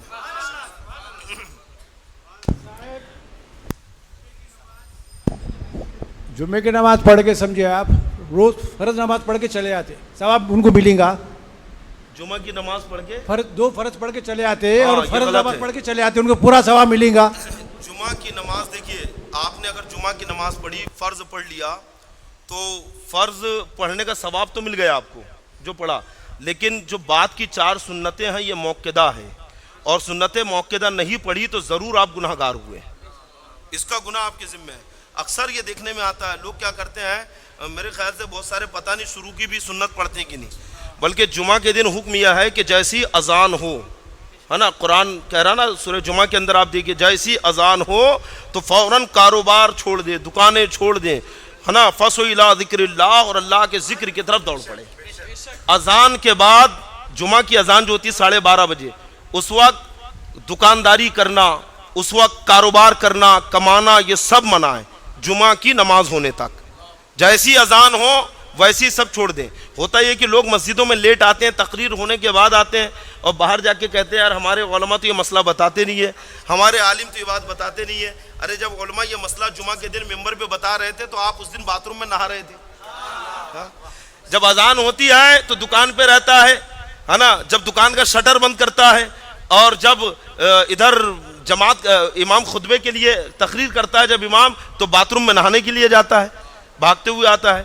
تو جمعہ کے نمازیوں میں نام ہی نہیں لکھا جاتا. حدیث پاک میں کہ جب اذان ہوتی ہے تو ایک فرشتہ رجسٹر لے کر, دفتر لے کر دروازے پہ کھڑا ہو جاتا ہے, اور آنے والوں کے نام لکھتا ہے کہ یا اللہ یہ فلاں ابن فلاں پہلے آیا, فلاں ابن فلاں اس کے بعد آیا, فلاں ابن فلاں اس کے بعد آیا. اور جب خطیب ممبر پہ خطبہ دینے کے لیے کھڑا ہوتا ہے تو فرشتہ بھی رجسٹر رکھ کر خطبہ سننے کے لیے بیٹھ جاتا ہے. سمجھ رہے ہیں؟ اب اگر خطیب کے ممبر پہ چڑھنے کے بعد کوئی مسجد میں آ رہا ہے تو سوچ لو کہ رجسٹر تو بند ہو گیا, تو جمعہ کے نمازیوں میں نام ہی نہیں آیا. اس لیے جیسی اذان ہو ویسی مسجد میں آئیں, اور فرض پڑھ کے نہ جائیں بلکہ پوری سنتیں پڑھیں, نفل بھی پڑھیں, نفل کی بھی عادت ڈالو. یہ ساری نمازیں پڑھ کے جو ہے آپ مسجد سے جائیں. ابھی آپ نے جو مغرب کی نماز بغیر مائک کے پڑھا ہے, ہم روز مائک پہ سن رہے ہیں, اس کا دو فرق کیا ہے؟ مغرب کی نماز, ان کا سوال ہے کہ مائک میں نماز پڑھتے ہیں یہ روز, آج بنا مائک کے نماز پڑھیں. تعلق سے جو ہے نا, سرکار مفتی آدمین علیہ رحمت رضوان, سرکار حضور بنہار ملت, سرکار حضور شیر بیش اہل سنت اور دیگر علماء کا یہی موقف ہے کہ مائک سے جو آواز نکلتی ہے, جو ابھی آپ سن رہے ہیں وہ آواز ہے نا, تو یہ کہنے والی کہ میری آواز اصلی آواز نہیں ہے, یہ مشین کی آواز ہے نا, یعنی یہ مشین کی آواز ہے. تو جب مشین کی آواز ہے تو اس آواز پر اقتدا جائز نہیں ہے. مثال کے طور پہ آپ اسے یوں سمجھیے کہ جماعت ہو رہی ہے نا, جماعت ہو رہی ہے, اب امام صاحب سے کچھ غلطی ہو گئی نماز میں. ایک آدمی وضو کر کے آیا, باہر ہے, ابھی وہ نماز میں لگا نہیں ہے, باہر ہے, اس نے نماز کے باہر سے لقمہ دے دیا. امام صاحب نے لقمہ لے لیا ہے نا, تو امام صاحب کی نماز فاسد, کیونکہ ایسے آدمی کا لقمہ لیا جو نماز میں ہے ہی نہیں. اچھا دوسرا یہ کہ آپ رکوع سجدہ کر رہے ہیں ہے نا, اور رکوع سجدہ میں باہر کے کسی آدمی نے آپ کو اطلاع دی اللہ اکبر, یعنی امام صاحب رکوع میں چلے گئے اللہ اکبر, آپ بھی رکوع میں چلے گئے, تو آپ کی نماز فاسد, کیونکہ آپ نے اس آدمی کا لقمہ لیا جو اس نماز میں شامل نہیں ہے نا. رکوع سجدہ جو ہوتا ہے تکبیرات انتقال, تو یہ امام کی آواز پر یا اسی نماز کا جو مکبر ہے اس کی آواز پر ہوگا ہے نا. اگر باہر کی آواز پر آپ نے رکوع سجدہ کیا تو آپ کی نماز نہیں ہوگی. تو یہ جو ساؤنڈ آ رہا ہے مشین کی آواز ہے, نہ یہ امام ہے نہ یہ مکبر ہے, یہ مشین کی آواز ہے, تو اس کی آواز پر اقتدا جائز نہیں ہے. یہ ہمارے علماء کا موقف ہے. اور سرکار مفتی اعظم ہند نے ایک بڑی پیاری مثال دے کے سمجھایا کہ صدائے باز گشت, یہ جو آواز نکل رہی ہے نا اسے انگلش میں ایکو کہتے ہیں اور فارسی میں صدائے باز گشت کہتے ہیں, یعنی وہ آواز جو کسی ذریعے سے گونج کے نکلے ٹکرا کر. تو یہ مشین کے ذریعے سے گونج کے نکل رہی ہے. آپ پہاڑوں میں چلے جاؤ اور آپ چلاؤ, وہاں پہ ایک بار چلاؤ آ کر کے, تو دیکھنا غور سے 3-4 بار آواز آتی ہے نا. تو یہ پہاڑوں سے ٹکرا کر آواز گونج رہی ہے, جیسے کہ میری آواز مشین سے گونج رہی ہے تو ایسی پہاڑوں کے اندر آواز گونجتی ہے, ایسی بڑے گنبد کے اندر آواز گونجتی ہے. اب ہم یہاں کہہ کے خاموش ہوگا لیکن ادھر آواز ٹکرا رہے ہیں. تو یہ صدائے باز گشت ہے, اور صدائے باز گشت ٹکرانے والی آواز کہنے والے کی اصلی آواز نہیں ہے, بلکہ یہ ہوا کے ذریعے ٹکرا کر آواز آ رہی ہے, جیسے یہ مشین کے ذریعے ٹکرا کے آواز آ رہی ہے. تو اگر کوئی بندہ ہے نا آیت سجدہ پڑھے, آیت سجدہ پڑھا, تو سننے والے کے اوپر بھی سجدہ تلاوت واجب. میں نے آیت سجدہ پڑھا, آپ سن رہے, آپ پر بھی واجب. لیکن سننے والے نے پڑھنے والے کی زبان سے ڈائریکٹ نہیں سنا, بلکہ پہاڑوں سے جو ٹکرا کی آواز آتی ہے صدائے باز گشت ایکو, اس سے سنا. تو سرکار مفتی اعظم ہند فرماتے ہیں کہ اس پر سجدہ تلاوت واجب نہیں ہے. کیوں نہیں ہے؟ کیونکہ اس نے اصل آواز سے نہیں سنا, بلکہ جو ٹکرا کی آواز آ رہی اس سے سنا. تو ایسی ہی میری جو آواز ہے وہ تو یہیں ختم ہو گئی. اب یہ مائک نے کھینچا, وائر کے ذریعے مشین میں پہنچایا, ایمپلیفائر میں گیا, وہاں سے پھر وہ اسپیکر میں آیا, اسپیکر کے ذریعے پھیلی, تو میری آواز تو یہیں ختم ہو گئی. اب جو آواز پھیل رہی ہے تو یہ مشین کی آواز ہے, کہنے والی کی اصلی آواز نہیں ہے. سمجھ گئے؟ اور جب اصلی آواز نکی ہے تو اس پر رکوع سجدہ جائز نہیں ہے. اس لیے مائک کے اوپر میں نماز نہیں پڑھتے.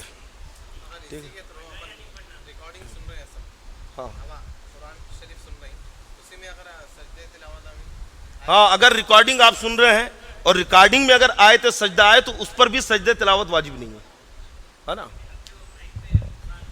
نہیں پڑھنا چاہیے. یہ ہمارے بزرگوں کا فتویٰ ہے. ہاں نہ پڑھائیں, مکبر رکھیں. اور دوسرا مکبر جو ہے نا یہ یہاں پہ نہ رہے, مکبر جو ہے نا یہ پیچھے ہی رہے. مکبر جو ہے نا کہاں پہ رکھا جائے گا؟ جب امام کی آخری آواز پہنچ رہی ہے, امام کے پیچھے مکبر رکھنا سخت منع ہے, کیونکہ وہ امام کیا ہے نا, مکبر کہاں پہ رہیں گے؟ بالکل پیچھے جہاں میری آواز ختم ہو رہی ہے, ہلکی آواز آ رہی ہے, تو وہاں سے آپ کو آواز لے کر پیچھے آواز پہنچانا ہے. ٹھیک ہے پھر جی. ہاں نہیں, مکبر پیچھے ہونا چاہیے, امام کے پیچھے مکبر نہ رہے. جہاں تک امام کی آواز جا رہی ہے وہاں مکبر کی ضرورت نہیں ہے. بزرگوں کے ہاتھ اور پاؤں چومنا کیسا ہے؟ بزرگوں کے ہاتھ اور پاؤں, اگر واقعی وہ بزرگ لائق تعظیم سنی صحیح عقیدہ ہے, شریعت پر عامل ہے, تو ہاتھ اور پیر چوم سکتے ہیں. مسلم شریف کے اندر مشکات شریف میں ایک روایت ہے کہ یہودیوں کا ایک وفد ہے نا, ایک جماعت آقا علیہ السلام کی بارگاہ میں آئی اور انہوں نے رسول پاک صلی اللہ علیہ وسلم سے کچھ سوالات کیے. آقا علیہ السلام نے ان کے سوالوں کا جواب دے دیا. حدیث پاک میں ہے کہ وہ 10 سوال لے کر آئے تھے, 9 سوالوں کا جواب تو سوال پوچھے اور 10ویں کے بارے میں کہا کہ آپ خود ہی سوال بھی بتائیے. تو آقا علیہ السلام نے سوال بھی بتایا اور جواب بھی بتایا کہ انتا تدو فی السبت, اے یہودیوں تمہارے لیے حکم آیا ہے کہ تم ہفتے کے دن شکار نہ کرو. تو وہ لوگ اتنے متاثر ہو گئے کہ فقبلا یدیہ ورجلیہ, آقا علیہ الصلوۃ والسلام کے ہاتھ اور پیروں کو چومنے لگے. تو آقا علیہ السلام نے انہیں منع نہیں فرمایا. تو گویا پتہ چلا کہ کسی لائق تعظیم شخصیت کے, چاہے ماں باپ ہوں, پیر و مرشد ہو, علماء ہوں, ہے نا, لائق تعظیم ہے, ان کے ہاتھ پر چوم سکتے ہیں. وہابی اور دیوبندی کیوں کافر کہتے ہیں؟ کیوں کافر کہتے ہیں اور ان کے پیچھے نماز پڑھنا جائز ہے یا نہیں؟ بارہا یہ سوال ہوا، اس کے جوابات بھی الحمدللہ ہمارے علماء نے دیے ہیں کہ ان کے عقائد کفریہ جو ہے نا، تھانوی گنگوہی وغیرہ، ان کے جو کفری عقائد جیسے براہین قاطعہ میں، حفظ الایمان میں ہے، تحذیر الناس میں ہے نا، اور حسام الحرمین میں ان کے سارے عقائد بیان کر کے ان کے کفریات کو بتایا گیا. علماء حرمین طیبین نے اس کی تصدیق کیا ہے، تو گویا ان کا کفر آیا ہے، اس بنیاد پر انہیں کافر کہا جاتا ہے. ایک تفصیلی بحث ہے، اس تعلق سے کبھی موقع ملا تو پورا بیان ہی ہوگا. دو سوال ہے حضرت. ایک، اولیاء اللہ اپنی قبروں میں کیسا سن سکتے، کیا سن سکتے نہیں جو ہم مزار پہ جاتے اولیاء اللہ کی بارگاہ میں مانگتے، کیا ان کو سنائی دے رہا نہیں دے رہا، یا ان کن سے اس کا جواب آتا ہے؟ جیسے ہم سلام عرض کیے اس کا جواب اولیاء اللہ بھی دیتے نہیں دیتے. دوسرا سوال، تعویذ وغیرہ ہم کوئی بزرگ شخصیت سے لیے تو یہ جائز ہے یا نہیں؟ دیکھیے، اولیاء کرام اپنی قبروں کے اندر زندہ ہے اور سنتے ہیں، تو اس کا تو حدیث پاک میں ذکر ہے. اور صرف مسلمان ہی نہیں بلکہ کفاروں کے مردے بھی سنتے ہیں، ہے نا، جیسا کہ مواہب لدنیا کے اندر اور دیگر کتب احادیث کے اندر موجود ہے کہ جب جنگ بدر کے بعد آقا علیہ الصلوۃ والسلام نے مشرکوں کو ایک ہی گڑھے کے اندر، امیہ ابن خلف کو وہیں مٹی ڈال کر دبا دیا گیا تھا، لیکن باقی مشرکوں کے لیے ایک بڑا گڑھا کھودا گیا اور سب پورے مشرکوں کی باڈی اس میں ڈال دی گئی، سب اس کے اندر. تو وہاں کھڑے ہو کر رسول پاک صلی اللہ تعالی علیہ وسلم نے فرمایا کہ اے ابو جہل، اے ادبا، اے شیبہ، کیا اپنے رب کے وعدے، کیا تو نے میرے رب کے وعدے کو سچا پایا؟ میں نے تو پا لیا، یعنی میرے لیے فتح کا وعدہ تھا، میں نے پا لیا. تمہارے لیے عذاب کا وعدہ ہے، تو بولو عذاب ملا کہ نہیں؟ تو حضرت عمر فاروق اعظم کہتے کہ یا رسول اللہ، یہ تو مشرک ہے، مر گئے، مردے ہیں، یہ کیا سنیں گے؟ آپ ان سے بات کر رہے ہیں. تو آقا علیہ السلام نے فرمایا کہ عمر، یہ زندوں سے زیادہ سنتے ہیں. اچھا، زندوں سے زیادہ سنتے، اس کا مطلب کیا ہے نا؟ آپ کو اگر کوئی دیوار کے پیچھے جا کر کوئی بات کہے تو آپ سن پائیں گے؟ کوئی یہاں سے 2 کلومیٹر جا کے کوئی بات کہے آپ کو سن پائیں گے؟ نہیں سن پائیں گے. لیکن ایک مردہ قبر کے اندر گیا، منو مٹی کے نیچے دب گیا، تب بھی وہ سن رہا ہے. حدیث پاک میں نا کہ جب قبرستان جاؤ تو سلام کرو، السلام علیکم اہل القبور، اے قبر والو تمہیں سلام ہو. یہ سلام سنی مسلمانوں کے لیے. تو وہ قبر میں سلام بھی سنتے ہیں، اس کا جواب بھی دیتے ہیں. تو ان کا سننا ہے نا ہمارے سننے کے جیسا نہیں ہے، بلکہ ان کی سماعت مرنے کے بعد بڑھ جاتی ہے. تو عام مردوں کی بات ہے، جو نماز نہیں پڑھتا، روزے نہیں رکھتا، یہ نہیں رکھتا، مرنے کے بعد وہ قبر کے اندر سن رہا ہے. اچھا، قبر کے اندر سننے والے کے لیے دوری اور نزدیکی کوئی معنی نہیں رکھتی کہ قبر کے پاس آپ جائیں گے کہیں گے تبھی سنے گا، دور سے بولیں گے تو نہیں سنے گا. اس لیے کیونکہ وہ تو مٹی کے نیچے ویسی دبا ہے، منو مٹی پڑی ہے، 50 سال ہو گئے اس کو مر کے قبر میں جا کے، تب بھی سن رہا ہے کہ نہیں؟ اور پھر آپ کوئی زور زور سے بھی نہیں بولتے، دل کی دل میں بول رہے ہیں. تو دل کی آواز سننے کے لیے نہ 1 کلومیٹر ضروری ہے نہ 2 کلومیٹر ضروری. بازو میں کھڑا رہے تو سنے نہیں آتا. ہاں، دل کی آواز تو وہ، دل کی آواز یہ کانوں سے نہیں سنی جاتی. تو جب عام مردے قبروں کے اندر ہمارے دل کی آواز سن سکتے ہیں تو غوث پاک یہاں سے ہماری صدا کیوں نہیں سن سکتے؟ تو اولیاء کرام اپنی قبروں میں سنتے. جب آپ مردے سن سکتے ہیں تو اولیاء کیوں نہیں سن سکتے؟ سمجھ گئے آپ؟ اور دوسرا سوال کیا تھا؟ تعویذ. ہاں، تعویذ کو جو ہے نا اس میں جو غیر مقلدین ہیں وہ شرک بتاتے ہیں. لیکن بخاری شریف کے اندر میں پورا باب ہے، باب رقیۃ العینین، یعنی نظر لگنے پر دعا تعویذ کا بیان. پورا ایک باب مستقل باندھا گیا ہے بخاری شریف کے اندر، نظر لگنے پر دعا تعویذ کا بیان. اور تعویذ کے اندر میں ہم کوئی محلے کے چور چمار کا نام نہیں لکھتے ہیں، بلکہ اللہ کا پاک نام لکھتے ہیں، ہے نا. جیسے اللہ کا نام پڑھ کر کسی پہ دم کر دیا جائے تو شفا ملتی ہے، ایسی لکھ کر گلے میں ڈال دیا جائے تو شفا ملتی ہے. تو تعویذ یہی ہے، اور تعویذ شرک نہیں ہے. ایک بہت پہلے ایک صاحب نے مجھے ایک غیر مقلد کی تقریر سنائی کہ ایسا ٹیبل سجایا اور بہت سارے تعویذ رکھ دیا، ہے نا، اور سنیوں کا مذاق اڑاتے ہوئے کہہ رہا ہے کہ یہ دیکھو، یہ سر درد کا تعویذ، یہ پیٹ درد کا تعویذ، یہ اولاد کا تعویذ، یہ بیماری سے شفا کا تعویذ. یعنی ایسا سنی لوگ شرک پھیلا رہے ہیں. میں نے کہا کم بخت میں ویڈیو پہ نہیں آتا اور کسی سنی مسلمان کو نہیں آنا چاہیے، ہے نا، ویڈیو حرام ہے. ورنہ میں بھی ایسا ٹیبل رکھتا اور اس کے اوپر بھی پھر میں ایسکوریل رکھتا، کوریکس رکھتا، ڈسپرین رکھتا، پینجون رکھتا، اور پھر بتاتا کہ یہ دیکھو، یہ کھانسی کی دوا ہے، یہ پیٹ درد کی دوا ہے، اس سے کمر درد ٹھیک ہوتا ہے، اس سے دل کا درد ٹھیک ہوتا ہے. تو اب یہ شرک نہیں ہے؟ یہ دواؤں کو تو شفا یاب مان رہا، یہ شرک نہیں. تعویذ تیرے کو شرک نظر آ رہا ہے جس میں اللہ کا کلام لکھا ہے، قرآن کی آیتیں لکھی ہیں، وہ شرک دکھ رہا ہے. اور یہ پینجون کھا رہا ہے، یہ شرک نہیں ہے. یہ ایسکورل پی رہا ہے کھانسی کے لیے, یہ شرک نہیں ہے؟ یہ کوروسین کھا رہا ہے, یہ شرک نہیں ہے؟ رب کی بارگاہ چھوڑ کر شفا کے لیے ڈاکٹروں کے پاس جا رہا ہے, یہ شرک نہیں ہے؟ جبکہ شفا دینے والا اللہ, اللہ کا نام ہی شافی ہے, اللہ کا نام شافی ہے, شفا دینے والا ہے. تو پھر تو اللہ کی بارگاہ چھوڑ کر, مسجدوں میں سجدے چھوڑ کر ڈاکٹر کے پاس کیوں جا رہا ہے ہارٹ کا آپریشن کرانے؟ تو کہتا ہے کہ عجیب بات, یہ شفا دینے والا اللہ یہ ذریعہ ہے. تو ہم نے کہا ایسے ہی یہ تعویذ بھی ذریعہ ہے, غوث پاک بھی ذریعہ, یہ ہمارے روحانی ڈاکٹر ہے نا. تو دعا تعویذ جائز ہے. ہاں ایک بات اور کہ جو روکا گیا ہے حدیث میں, جو منع کیا گیا نا, نمیمہ کا لفظ یہ استعمال کرتے ہیں تعویذ کے لیے, تو وہ برے تعویذات جو زمانہ جہالت میں مشرکین اپنے بتوں کے نام سے گنڈے بنا کر پہنتے تھے, تو حدیث پاک میں ان تعویذوں سے منع ہے. یہ جو منع کی حدیثیں لاتے ہیں نا, تعویذ پہننا منع ہے, تو یہ بتوں کے نام پر جو تعویذ پہنتے تھے وہ منع ہے. ورنہ اللہ کے نام سے جو تعویذ پہنا جاتا ہے, قرآن کی آیتوں کے جو تعویذ پہنے جاتے ہیں, اس کے پہننے کا ثبوت تو خود حدیث پاک ہے.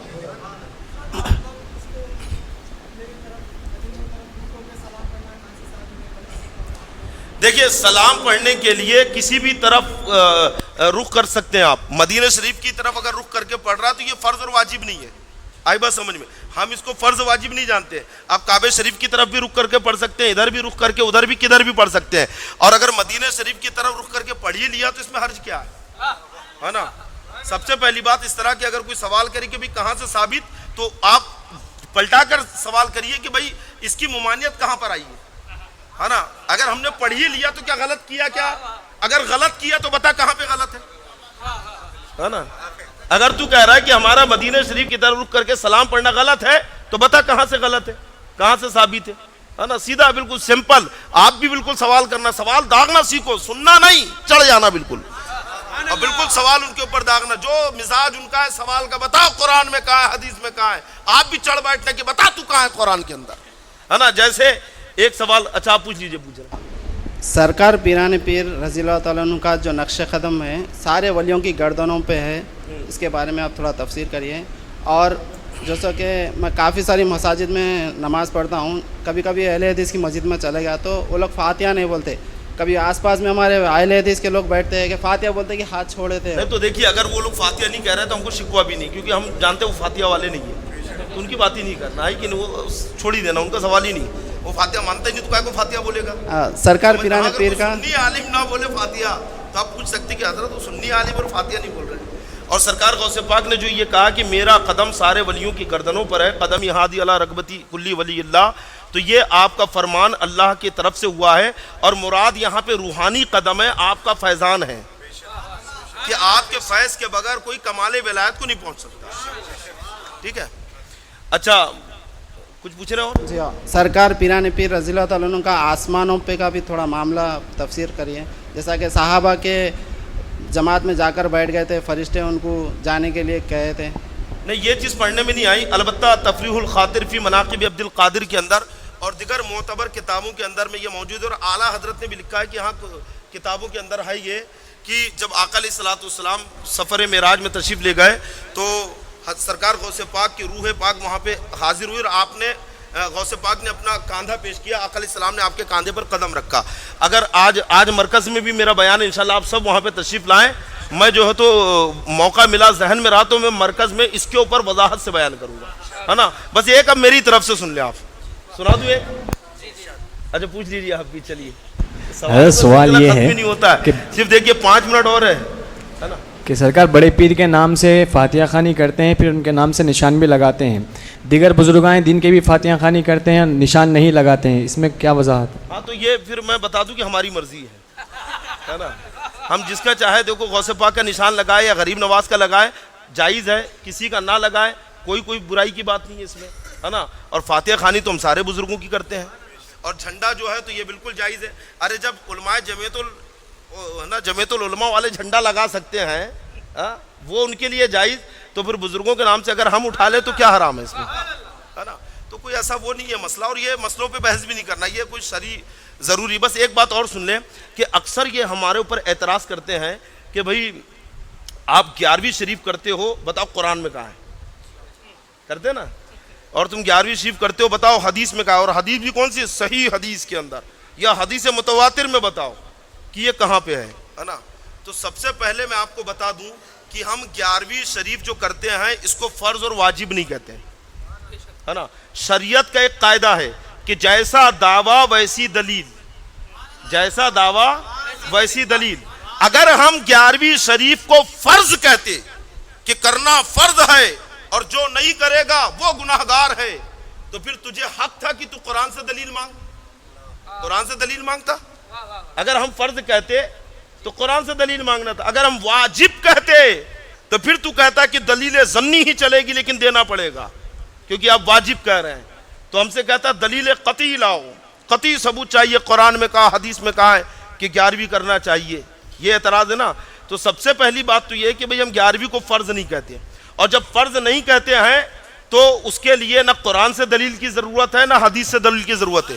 ہماری ذمہ داری نہیں ہے کہ ہم اسے دلیل دیں گے قرآن و حدیث کی, کیونکہ ہم فرض کہتے ہی نہیں ہیں, واجب کہتے ہی نہیں ہیں, سنت موقدہ کہتے نہیں ہیں.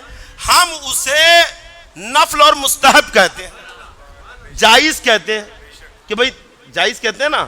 اور ہمارے لیے اتنا ہی کافی ہے اس کو کرنے کے لیے کہ کہیں اس کو منع نہیں کیا گیا ہے. سمجھ رہے؟ 11ویں شریف کی فاتحہ دینے سے, غوث پاک کی بارگاہ میں نظر و نیاز پیش کرنے سے قرآن و حدیث میں کہیں منع نہیں کیا گیا. یہی ہمارے لیے دلیل کے لیے کافی ہے. البتہ تو اسے حرام کہتا ہے. حضرت علامہ مولانا مفتی یوسف صاحب قبلہ نظام آباد سے حضرت تشریف لائے ہیں, وہ بھی یہاں بیٹھے ہیں, ہے نا. دیکھیے یہاں بیٹھے تھے, وہاں چلے گئے حضرت علامہ مفتی یوسف صاحب, اور بڑی قابل شخصیت ہے. حضور شہباز دکن بڑا حضرت سے پیار فرماتے تھے, شفقت کرتے تھے. تو حضرت سے بھی آپ تصدیق کرائیں اور پوچھ لیجئے, ہے نا, کہ ہم تو اسے فرض واجب نہیں کہتے, جائز کہتے ہیں. اس کے لیے اتنا ہی کافی ہے کہ کہیں یہ حرام نہیں ہے, ناجائز نہیں ہے, بس ہمارے لیے کافی, اس لیے ہم کر رہے ہیں. تو اسے حرام کہتا ہے, اور کسی بھی چیز کو اگر حرام کہے تو قرآن سے دلیل لگے گی, کسی چیز کو اگر تو ناجائز کہے تو حدیث سے دلیل لگے گی. تو اب 11ویں کو جو تم حرام کہتے ہو, ناجائز کہتے ہو, تو قرآن و حدیث کی دلیل تم لاؤ, ہم نہیں لائیں گے, کیونکہ ہم نے دعویٰ ہی نہیں کیا. ہم نے فرض واجب کا دعویٰ نہیں کیا تو دلیل بھی کیوں دیں گے؟ ہم نے تو بھیا جائز کا دعویٰ کیا, اور جائز کے دعوے کے لیے اتنا ہی کافی ہے کہ ناجائز نہ ہو. ناجائز کا دعویٰ تو نے کیا تو قرآن کی دلیل تو لا, حدیث کی دلیل تو لا. سمجھ گئے آپ؟ تو ایسا چڑھنا سیکھو ان کے اوپر, اور ایسا بالکل دبانا سیکھو اپنے سوالات میں, تبھی جو ہے تو دبیں گے. سنی مسلمان خاموشی سے سنتا اور چلا آتا ہے, یہ چڑھ بیٹھتے ہیں سوال پہ سوال لے کر.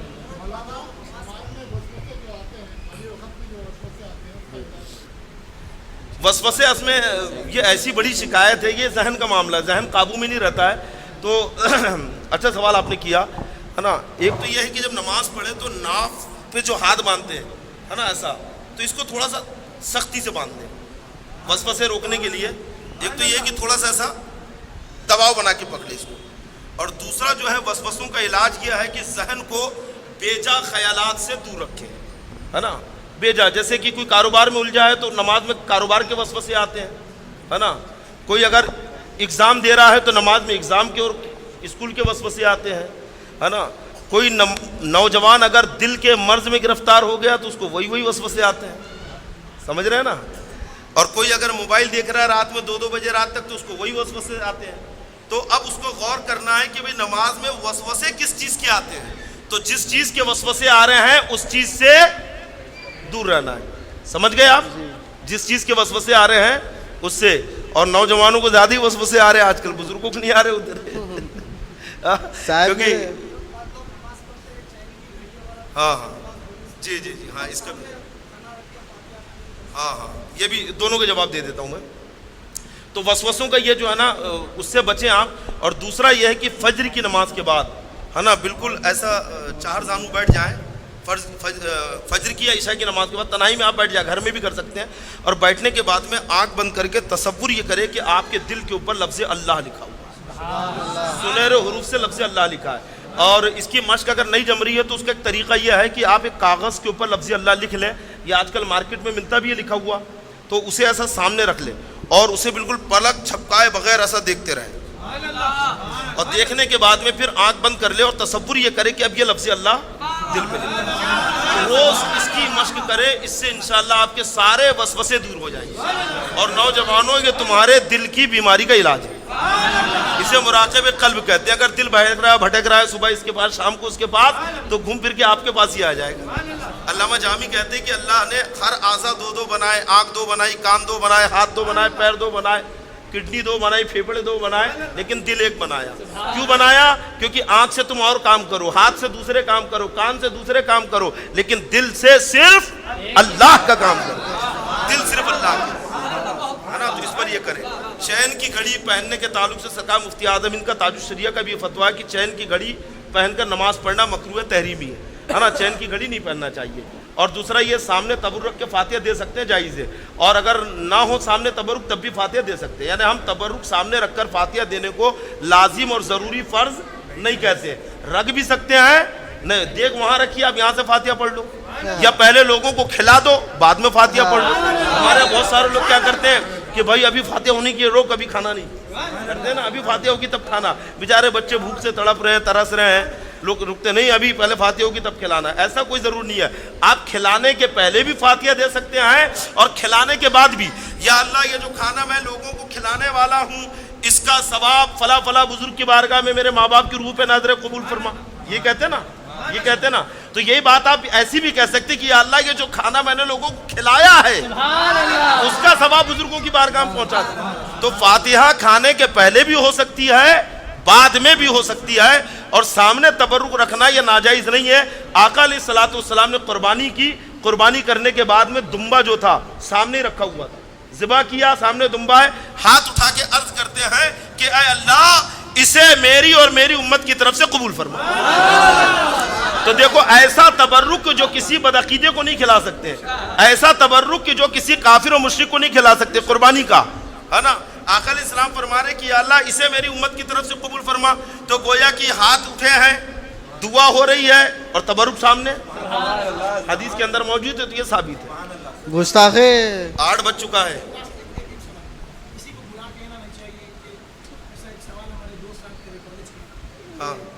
نہیں واقعی یہ ہے, دیکھیے ولا یغتب بعضکم بعضا, قرآن میں آیا نا کہ بعض کی برائی نہ کرے, بالکل کسی کی غیبت نہ کرے. لیکن ایسا شریر ہے نا جیسے بدعقیدہ ہے, تو اس کی بدعقیدگی لوگوں کو بتانا آپ کے اوپر فرض.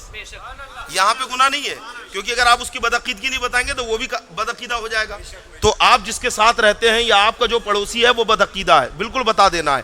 ایسے ہی اگر کوئی بدعقیدے کا کہیں رشتہ ہو رہا اور لڑکی والے سنی ہے تو وہاں پہ آپ کے اوپر بتا دینا ہے. یہ غیبت نہیں ہے. ایسی کوئی شرابی ہے, جواری ہے, لوگوں کو مارتا پریشان کرتا ہے, اور اس کے قریب میں کوئی مکان خرید رہا ہے یا اس کے پڑوس میں کوئی کرائے سے آیا ہے, تو آپ خاموشی سے جو کچھ اس کے اندر ہے, زیادہ بڑھا چڑھا کے نہیں تو مرچ مسالہ لگا کے خوب دے رہا ہے, اتنا ہی جتنا اس کے اندر ہے, جس سے لوگ پریشان رہتے تو بتا دے بھئی آپ شریف لوگ ہیں, اچھے لوگ ہیں, پڑوسی اچھا نہیں ہے, آپ تھوڑا حساب سے مکان لیں, ہے نا.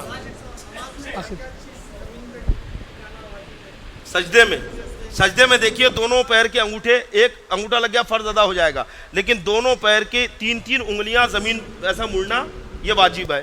دونوں پیر کے گھٹنے, دونوں ہتھیلیاں, صرف ہتھیلی یہاں تک نہیں, یہاں تک بچھائے گا تو نماز مکروہ تحریمی ہے. صرف یہاں تک جو ہے تو ہتھیلیوں انگلیاں چپکی رہیں گی. ناک کی ہڈی, صرف ناک کی نوک پہ سجدہ کرے گا تو سجدہ نہیں ہوگا, ناک دبنا چاہیے, یہ ہڈی لگنا چاہیے, اور پیشانی, یہ 8 ہڈیاں بالکل نماز کے اندر لگنی چاہیے. آخری سوال حضرت, اذان ثانی کا جی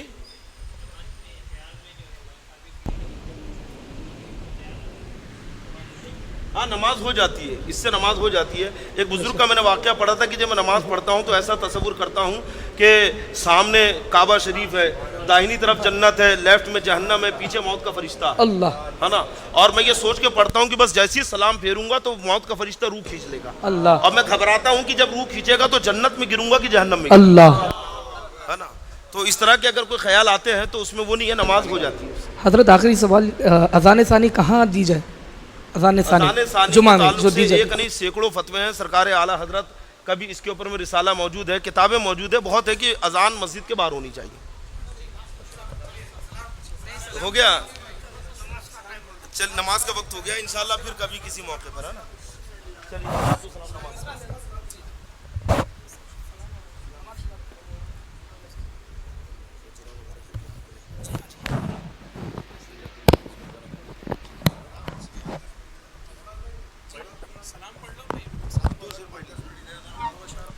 صلی اللہ علی محمد صلی اللہ علیہ وسلم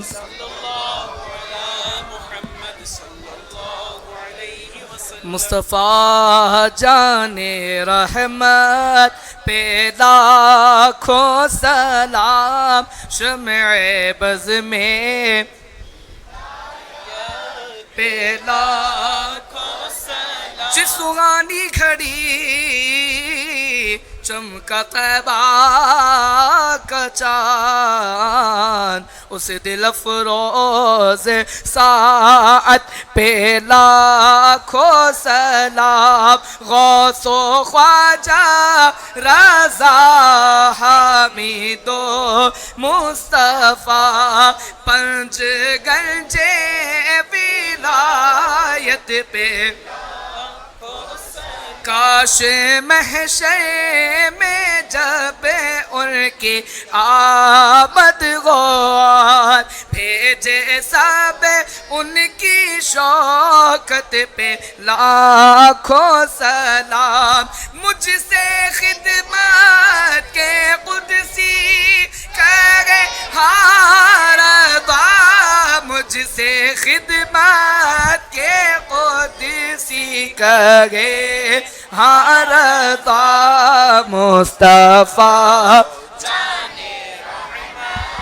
تیلا کھو سلام شمع بز میں ہدایت تیلا کھو سلام الصلاۃ والسلام علیکم یا رسول اللہ الصلاۃ والسلام علیکم یا حبیب اللہ الصلاۃ والسلام علیکم یا نبی اللہ صلی اللہ تعالی علیہ وسلم مالک مولا اس محفل کو اپنی بارگاہ میں قبول فرما تمام حاضرین کی حاضری کو قبول فرما یہاں پہ جو بھی واعظ و نصیحت کی گئی مسئلے مسائل بتائے گئے ان سب پہ ہم کو عمل کی توفیق عطا فرما سب کی پیشانیوں میں سجدوں کی تڑپ عطا فرما نماز پنجگانہ بجماعت ادا کرنے کی توفیق عطا فرما ایمان و عقیدے کی حفاظت فرما بدعقید و بدمذہبوں سے دور رہنے کی توفیق عطا فرما ماں باپ کی خدمت کرنے کی توفیق عطا فرما ماں باپ سے سچی محبت کرنے کی توفیق عطا فرما بزرگوں کی تعلیمات پہ عمل کی توفیق عطا فرما مالک مولا تو اپنے فضل و کرم سے ہم دنیا کے تمام مسلمانوں کے عقائد و اعمال کی جان و مال کی عزت و آبرو کی حفاظت فرما اس محفل کو سجانے رچانے بسانے میں جن حضرات نے بھی حصہ لیا ہے مولا تمام کی کاوشوں کو محنتوں کو اپنی بارگاہ میں قبول فرما اراکین مسجد جنہوں نے اس جلسے کو منعقد کیا مالک مولا ان کی تمام جائز حاجتوں کو مرادوں کو پورا فرما